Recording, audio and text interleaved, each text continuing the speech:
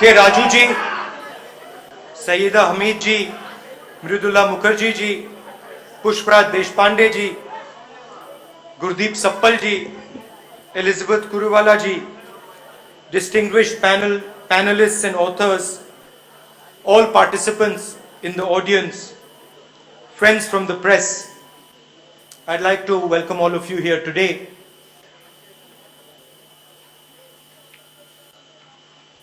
This particular topic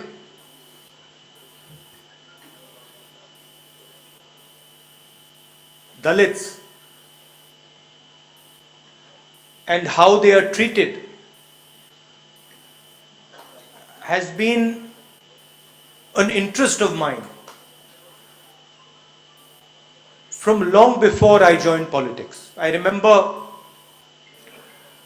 I don't know how these things happen, but I remember I was working in London as a consultant and I was walking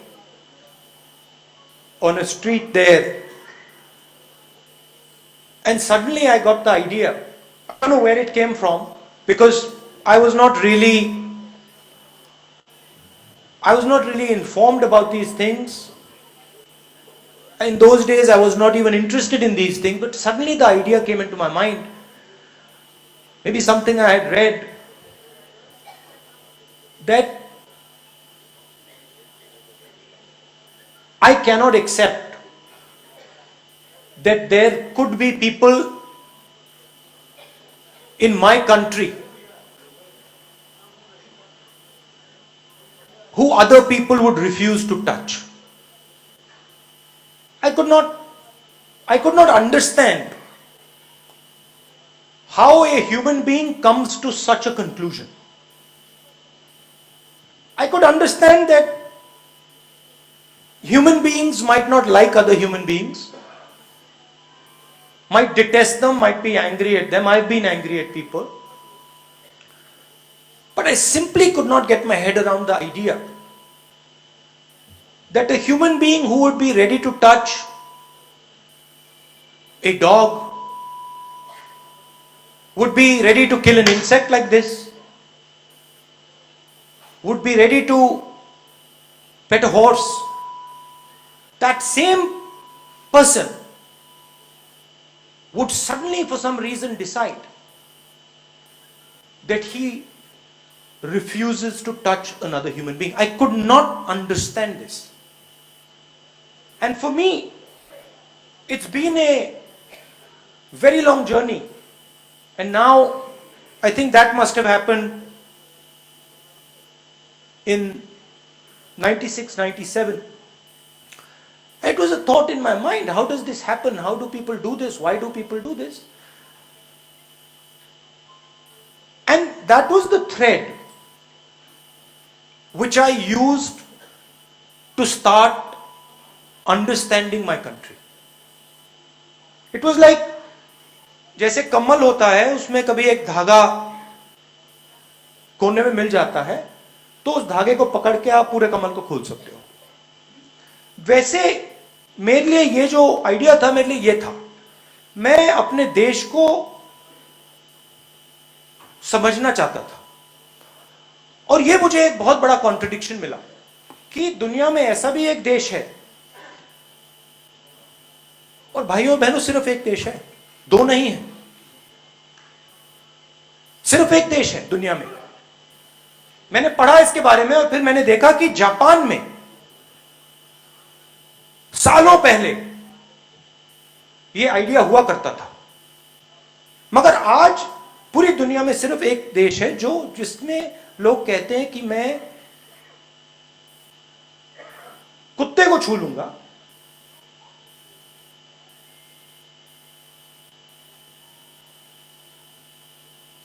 cockroach को मार दूंगा, मगर मैं इंसान को नहीं छूने वाला हूं. और मैं देखिए, मैं एक तरफ तो मुझे ये अच्छा नहीं लगा कि ऐसा हो सकता है, मगर शायद पता नहीं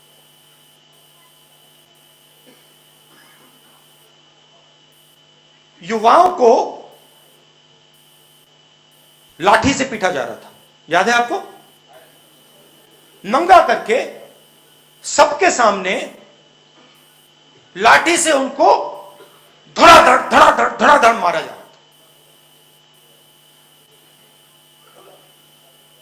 एक आदमी को नहीं पीट रहा था, एक झुंड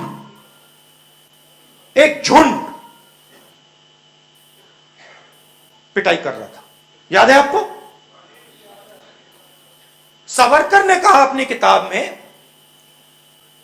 the day I was happiest was the day me and my friends and me went and beat up a Muslim boy. मतलब हम, सावरकर जी ने कहा, मैं जी शब्द प्रयोग नहीं करना चाहता था मगर कर दिया, संस्कार है, मगर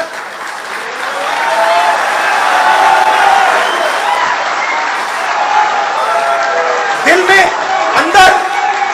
अंदर जब मैं बोलने वाला था रुकावट आई, कहा ना मत बोलो जी, मत बोलो, मगर मैंने कहा चलो संस्कार है, बोल देते, बोल दिया।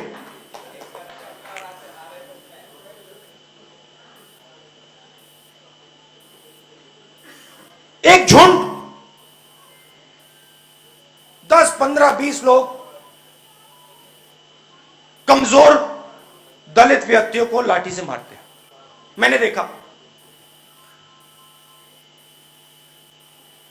मैंने एक और बात देखी कि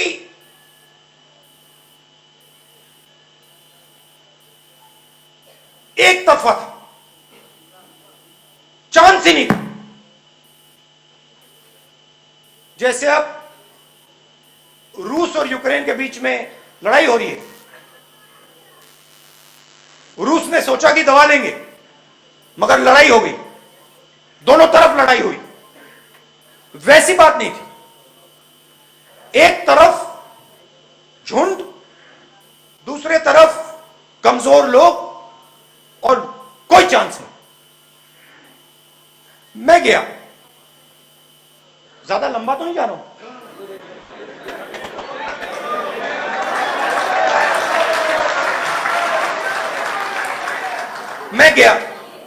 मैं उना गया और चारपाई पे जाके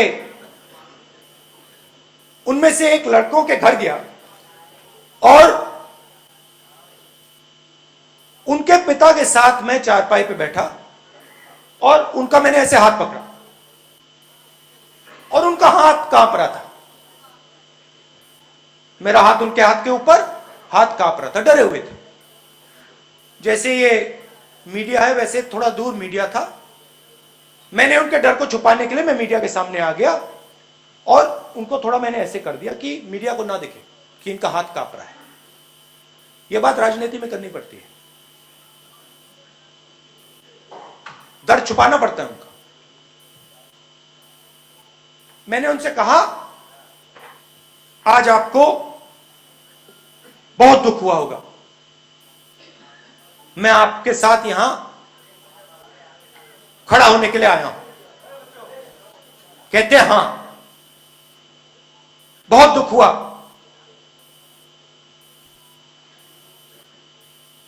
मैंने अपने आप से कहा कि ऐसे देश में मैं रह नहीं सकता हूं। मैंने बात सुनी, फिर मुझे कहते हैं राहुल जी मगर खुशी भी हुई। मैंने कहा खुशी हुई? खुशी किस बात की? कहते राहुल जी पहली बार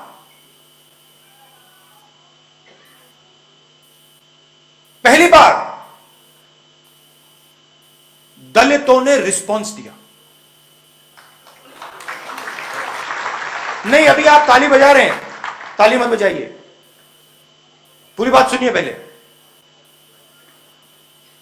शायद आपको अच्छी ना लगे, मगर मैं जो मैंने देखा वो बोल रहा हूं।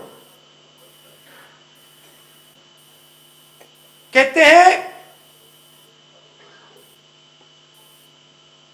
खुशी इस बात की हुई राहुल जी कि जब मेरे बेटे को मारा गया उसके एकदम बाद 10-11 युवाओं ने इंसेक्टिसाइड पीकर आत्महत्या कर दी। मैं बिल्कुल चौंक गया। मैंने कहा ये क्या बोल रहे हैं? रिस्पॉन्स आत्महत्या का रिस्पॉन्स कि मैंने अपने आप को मार दिया। मैं बिल्कुल हैरान हो गया। मैंने उनसे कुछ नहीं बोला। जैसे मैंने कहा डिस्कवरी ऑफ इंडिया मैं समझना चाहता था। उस टाइम अलंकार थे मेरे साथ। मैंने कहा अलंकार, ये जो 12 लोगों ने आत्महत्या की, ये क्या सब मर गए? चेक करो। पता लगा मरे नहीं, जिंदा थे। मैंने कहा कहां है? अस्पताल में है, यहां से 150 किलोमीटर 200 किलोमीटर दूर। मैंने कहा चलो जाके देखते हैं, जाके समझते हैं कि ये जिसको ये दलितों का रिस्पॉन्स कह रहे हैं, ये है क्या, हुआ क्या। गाड़ी में गए, आईसीयू में पहुंचा। आईसीयू में एक लड़का, दूसरा, तीसरा, चौथा, पांचवा, छठा, ऐसी लाइन लगी थी। पहले वाले के पास उसका परिवार, दूसरे वाले के पास परिवार, पलंग पे ऐसे खड़ा हुआ, कांपता हुआ, डरा हुआ। जो व्यक्ति हमें भोजन देता, वो आज आईसीयू में मौत के सामने। मैं पहले परिवार के पास गया, नमस्ते की, और मैंने पूछा कैसा है लड़का। परिवार को कोई कुछ मालूम नहीं था। डॉक्टर को मैं साइड में ले गई। डॉक्टर से मैंने कहा अंग्रेजी में, क्योंकि मैं उनको समझ ना आए, मैंने कहा doctor what is his condition like. Doctor मेरे कान में कहता है he is not going to survive, बचेगा नहीं। अब मैं क्या करूं? परिवार को तो ये कह नहीं सकता, मगर मुझे मालूम है कि ये बेचारा युवा जो है ये बचेगा नहीं। दूसरे के पास गया, डॉक्टर ने सेम चीज कही। तीसरे के पास गया, डॉक्टर ने सेम चीज कही कि बचेगा नहीं। मैंने सोचा कहां गया मैं। चौथे के पास गया, डॉक्टर कहता है ये बच जाएगा। बड़ी खुशी हुई मुझे, चलिए ये तो बच जाएगा। मगर वो होश में नहीं था। उसके पास वाला जो लड़का था वो थोड़ा होश में था। मैंने डॉक्टर से पूछा ये बचेगा? कहते ये बचेगा। फिर मैंने कहा, थोड़ी कॉन्फिडेंस आ गई मुझे, मैंने कहा भैया ये बाकी बचेंगे? डॉक्टर कहते मुझे लगता है कि ये सब बच जाएंगे। खुशी आई। जिसके पास जो होश में था, मैं उसके पास गया। मैंने उससे कहा कैसे हो?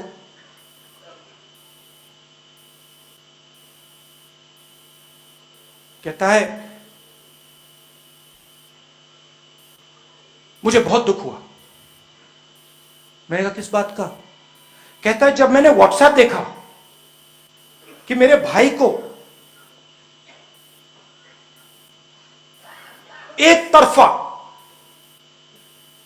कुत्ते जैसे मारा जा रहा है, मैं उसको सह नहीं पाया। मैं सह नहीं पाया। मैंने कहा क्या किया? कहता है मैं गया, अपने घर में गया, इंसेक्टिसाइड की बोतल मैंने उठाई, इंसेक्टिसाइड पी, उसके बाद में यहां जगा, आत्महत्या करने की कोशिश। हाथ पकड़ा उसका, मैंने उसको कहा तुम अब बिल्कुल ठीक हो, कोई प्रॉब्लम नहीं है, डॉक्टर ने कहा है कि तुम बच जाओगे, घबराओ मत, जो भी मदद हम आपकी कर सकते हैं हम करेंगे। अगले लड़के के पास गया, पूछा भाई क्या हुआ? जब मैंने वो व्हाट्सएप देखा मेरे दिल में तूफान आया कि मेरे भाई को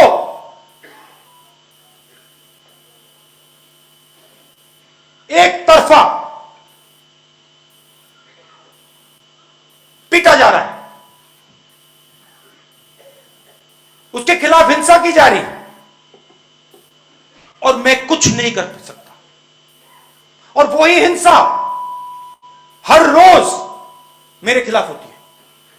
तो जब मैंने वो व्हाट्सएप देखा, मैं अपने घर के पीछे गया, मैंने इंसेक्टिसाइड उठाई, मैंने इंसेक्टिसाइड पी और मैं यहां जगा।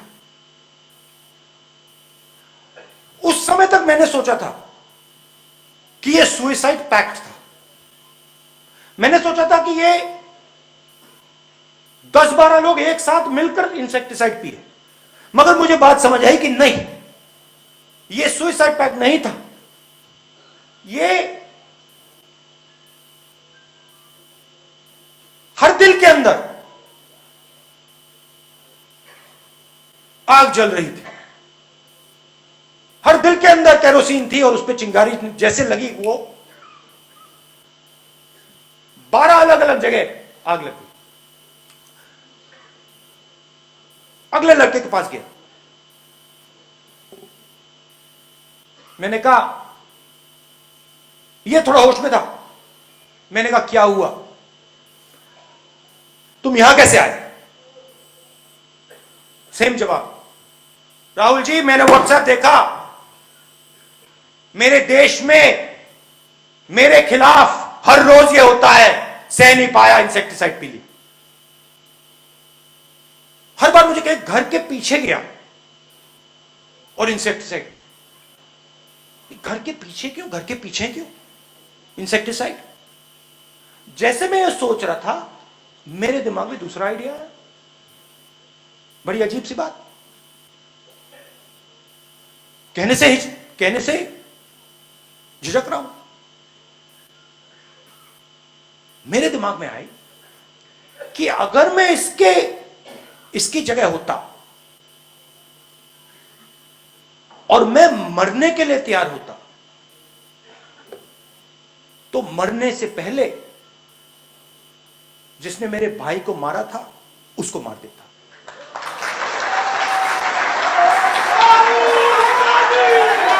मैंने कहा, मेरे दिमाग में आया कि अगर मेरी बहन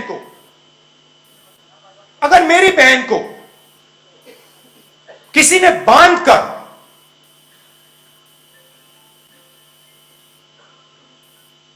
कुत्ते जैसे मारा होता, तो मैं आत्महत्या करने से पहले उसको एक चाकू तो मार देता। अच्छा, मेरे पिता को मारा गया और मैंने वो नहीं किया। मेरे दिल में मेरे पिता के हत्यारों के खिलाफ कोई नफरत नहीं है, मगर जब अस्पताल में था मैंने सोचा कि यार अगर मेरे साथ ये होता मैं मार देता। तो मैंने उससे पूछा, मैंने कहा भाई एक बात बताओ, तुम अखबार पढ़ते हो? कहता है हां। मैंने कहा अपने अखबार में जिसने मारा उसका नाम पढ़ा? आप उसका नाम पता लगा सकते हो? कहता है हां, पता तो लगा सकता हूं। मैंने उससे कहा आपके रसोई में छुरी है? कहता है हां, खूनी तो है, ये आप मुझसे क्या पूछ रहे हो? मैंने कहा मेरे दिमाग में एक बात आई। कहता क्या? मैंने कहा अगर मैं आपकी जगह होता और मैं अपने आप को लाश बनाने के लिए तैयार होता, आत्महत्या करने के लिए तैयार होता, तो आत्महत्या करने से पहले पता लगाता ये कौन है जिसने मेरे भाई को मारा, रसोई से चाकू निकालता, बस में जाता, उसके घर जाता, छाती में छुरा मार देता। उसका चेहरा सफेद हो गया। मुझे कहता है ये आपने क्या कह दिया? ये आपने क्या कह दिया? मैंने कहा क्या कहा? अगर मेरी बहन को कोई इस प्रकार मारता, मैं उसको मार देता। मुझे कहता है राहुल जी आप बात नहीं समझे क्या? आप इतने विद्वान, आप क्या बात नहीं समझे? मैंने कहा क्या बात? कहता आपको यह नहीं मालूम कि अगर मैं उसको मार देता तो मैं फिर से दलित पैदा हो जाता। मैं हिल गया। मैंने कहा ये क्या बोला? कहता राहुल जी मैं तो मार ही नहीं सकता।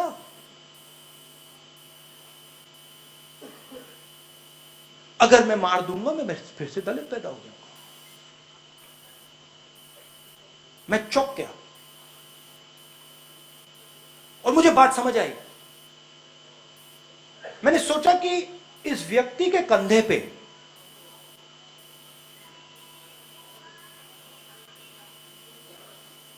हजारों जिंदगी का बोझ है, हजारों लाखों जिंदगियों का बोझ उसके कंधे पे है। वो उस बोझ को उतार नहीं पा रहा है, इसलिए कह रहा है कि मैं मार नहीं पाऊंगा। ये थी पहली कहानी। दूसरी कहानी, कुछ दिन पहले मैं बीजेपी के पार्लियामेंट हाउस में सीनियर नेता से मिला। बातचीत हुई, डाइट की बात कर रहा था, एक्सरसाइज की बात कर रहा था, और मैंने उनसे सवाल पूछा, क्या आप पुनर्जन्म में बिलीव करते हो? बीजेपी के नेता, क्या आप पुनर्जन्म में बिलीव करते हो? कहता है मैं तो नहीं करता। तो फिर मैंने कहा अगर आप पुनर्जन्म में बिलीव नहीं करते हो तो फिर आप राम में कैसे बिलीव कर सकते हो? चौंक गया। कहता है बात तो सही है, बाहर किसी को मत बता दियो।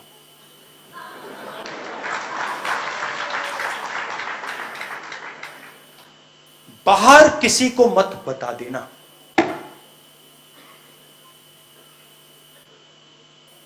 तो आज हो क्या रहा है? आपने कॉन्स्टिट्यूशन की बात की। कॉन्स्टिट्यूशन हिंदुस्तान का हथियार है, मगर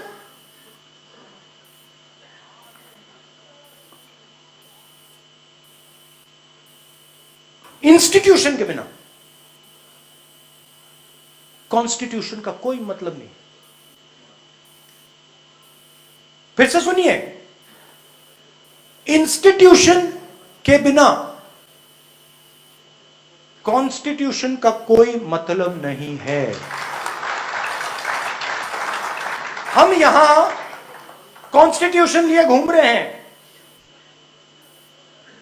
आप कहते हो कॉन्स्टिट्यूशन की रक्षा करनी है, मैं कहता हूं कॉन्स्टिट्यूशन की रक्षा करनी है, मगर कॉन्स्टिट्यूशन को इंप्लीमेंट कैसे किया जाता है? इंस्टीट्यूशन से।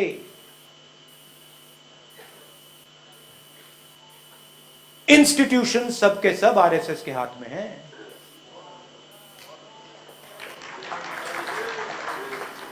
इंस्टीट्यूशन आपके और हमारे हाथ में नहीं है। अगर अगर इंस्टीट्यूशन आपका और हमारे हाथ में नहीं है तो कॉन्स्टिट्यूशन हमारे हाथ में नहीं है। और ये कोई नया आक्रमण नहीं है। ये आक्रमण उस दिन शुरू हुआ जब महात्मा गांधी की छाती में 3 गोलियां डाली गई थी।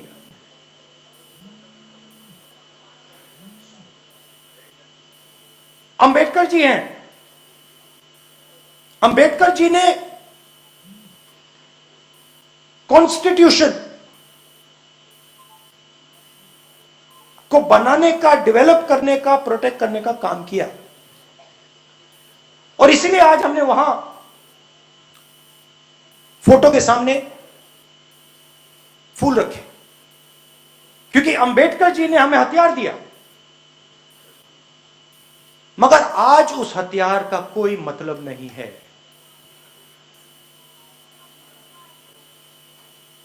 मतलब ही नहीं है, क्योंकि जो जैसे गाड़ी है,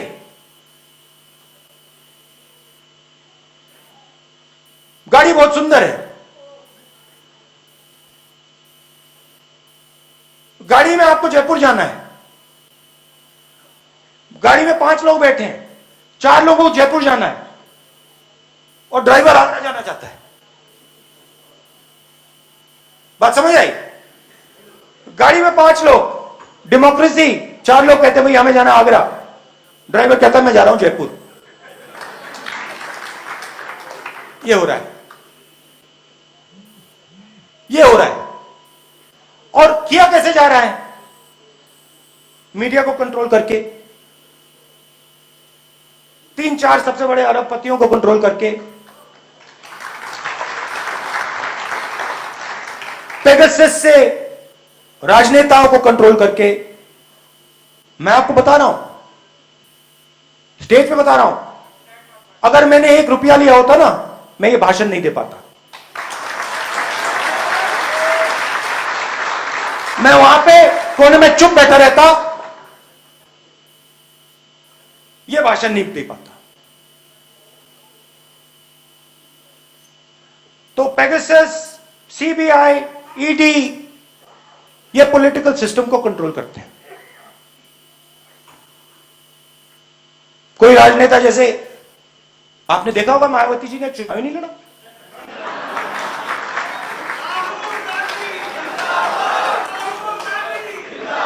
हमने मायावती जी को मैसेज दिया, अलायंस करिए, चीफ मिनिस्टर बनिए। बात तक नहीं की, बात तक नहीं की। जिन लोगों ने, कांशीराम जी ने, रिस्पेक्ट करता हूं मैं, खून पसीना देके दलित आवाज जो थी उत्तर प्रदेश की, उसको जगाया।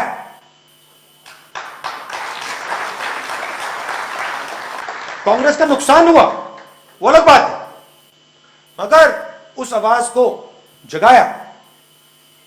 आज मायावती जी कहती हैं कि मैं उस आवाज के लिए लड़ूंगी नहीं। खुला रास्ता दे दिया। क्यों? सीबीआई, ईडी, पेगासस,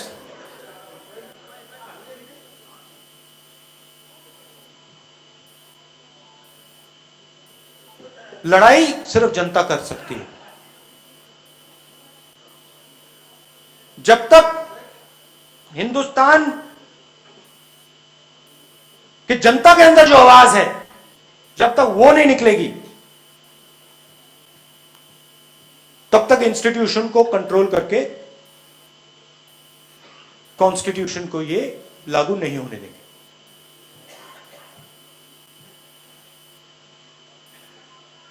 ये आज हिंदुस्तान की सच्चाई है। काफी लोगों को बात अच्छी लगे, दूसरों को ना लगे, जब कॉन्स्टिट्यूशन काम नहीं करता है तो सीधी चोट डायरेक्ट कमजोर लोगों पर जाके पड़ती है।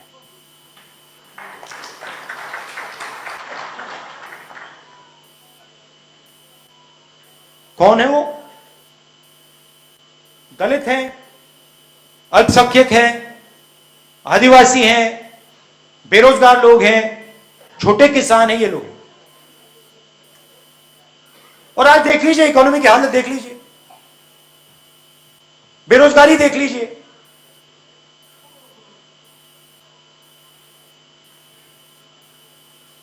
तो लड़ने का समय है। और जो अंबेडकर जी ने कहा, जो गांधी जी ने कहा,